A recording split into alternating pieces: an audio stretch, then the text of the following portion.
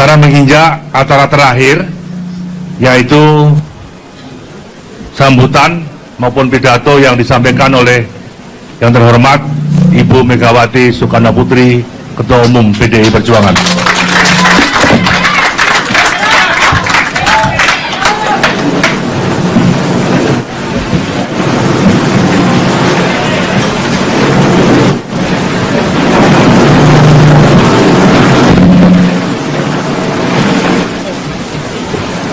Assalamualaikum warahmatullahi wabarakatuh. Salam sejahtera untuk kita semua. Merdeka! Alhamdulillah pada siang hari ini sebagai tuan rumah Ketua Umum Partai Demokrasi Indonesia Perjuangan, saya menerima banyak tamu. Yang terhormat Bapak Surya Paloh, Ketua Umum Partai Nasdem, dan juga Bapak Muhaimin Iskandar, Ketua Umum dari Partai Kebangkitan Bangsa. Meskipun dengan sebuah catatan, kalau dengan Pak Muhaimin ini jadinya sulit, karena kalau saya panggil Bapak itu malah hilanglah persaudaraan. Karena saya mau buka rahasia sedikit. Sebetulnya saya manggilnya Imin. Itu anak yang hilang. Mengapa saya mengatakan anak yang hilang? Karena ketika Gus Dur itu tidak tahu kenapa, tapi bilangnya begini, Mbak, tolong ada 2 ponakanku yang dirawat sama sampean. Loh, masih kecil apa Mas? Enggak, sudah besar. Siapa? Iku lho sing jenenge Muhaimin karo Saifullah.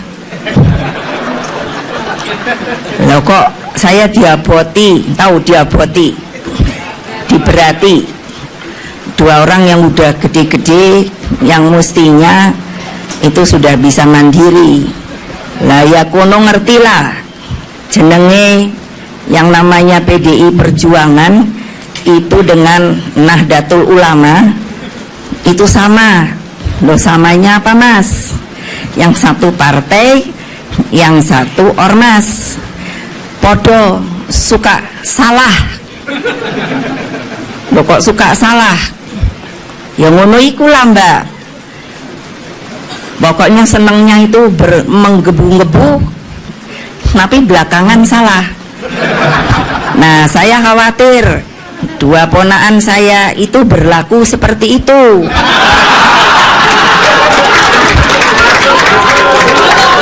Makanya saya titipkan sama sampean, itu rahasianya, nggak boleh masuk di dalam off the record.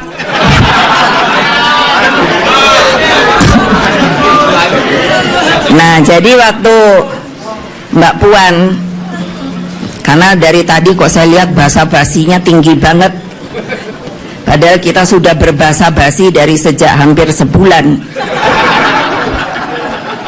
Yang saya terus menerus berada di garis belakang, karena Mbak Puan bilang jangan Mah, nggak boleh Mama langsung ketemu kalau belum jelas maunya apa. Boleh dong, 10 tahun kita ini puasa loh. Kan sekarang sudah resmi dinyatakan kita pemenang di satu tahap. Mbak Puan jadi bilang gitu. Oke, saya manut saja kok. Karena kan katanya berdemokrasi, gotong royong. Nah, jadi akhirnya ketemu Bang Surya. Lah saya bilang sama Bang Surya, buat apa ya kita ketemu? Orang sering makan sama-sama. Ya tapi sudahlah, aksi-aksinya kita ketua umum supaya formal.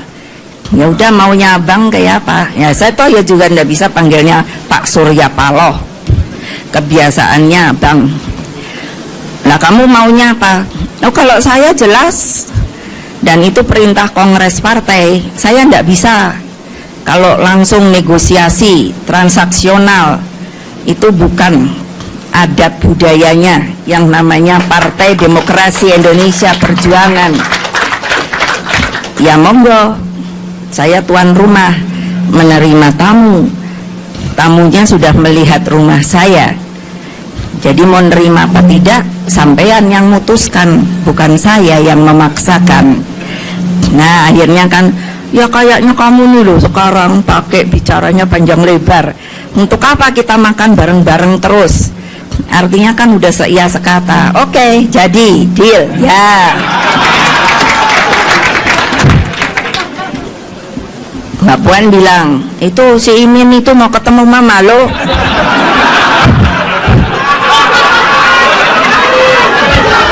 Oh insaf apa ya dia? Ya ayo ketemu lah. Kamu udah ketemu toh? Udah, gimana? Pokoknya ketemu mama dulu. Ya udah ketemu. Dah. Ayo karepmu apa men? Loh ya memang saya menerangkan tadi. Jadi biar gimana saya tetap di atas. Ya Bu, pokoknya ikut, tapi nuwun sewu, minta dulu izin sama para sepuh, kiai-kiai. Monggo, saya tahu adatnya NU kok.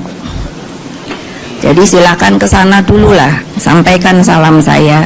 Apapun yang akan disampaikan nantinya, ya saya biasa kan. Saya bukan orang yang suka memaksakan.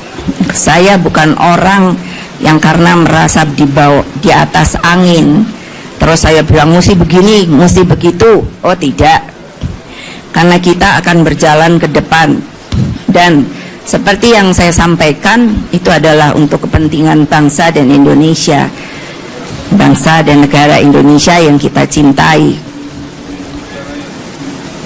Saya berjuang selama ini lah, waktu model-model kayak gini kan juga ada. Hari ini, malam ini teken deal, jadi besok pagi udah ke tempat lain. Ya saya ndak mau gitulah. Orang namanya bangsa Indonesia kan punya adat istiadat ya. Jadi istilahnya depan-depan. Kalau iya ya iya, kalau ndak ya ndak. Saya cuman begitu. Meskipun banyak yang mengatakan nanti kalau kita tinggalan sendiri loh Bu, kalau cuman sorangan baik nyarinya setengah mati kayak 2009, tidak apa-apa, karena bukannya sombong, karena ini adalah perjalanan perjuangan dari partai saya yang harus diikuti oleh yang namanya petugas partainya. Makanya saya bilang Pak Jokowi, ingat, sampean tak jadikan calon presiden, tapi jangan lupa, jangan ingat capresnya aja, tapi Anda adalah petugas partai yang harus menjalankan apa yang ditugaskan oleh Partai Demokrasi Indonesia Perjuangan. Banyak orang sepertinya ingin memilah. Sekarang kan sudah Pak Jokowi, perannya ada pada beliau. Nah jadi kita mestinya dekat sama beliau. Monggo, monggo, tidak jadi soal. Karena saya sangat tahu hari-hari seperti ini mereka yang akan bermain di tikungan itu banyak sekali. Dan menurut saya itu bukanlah budaya dan bangsa, budaya dan adat bangsa Indonesia.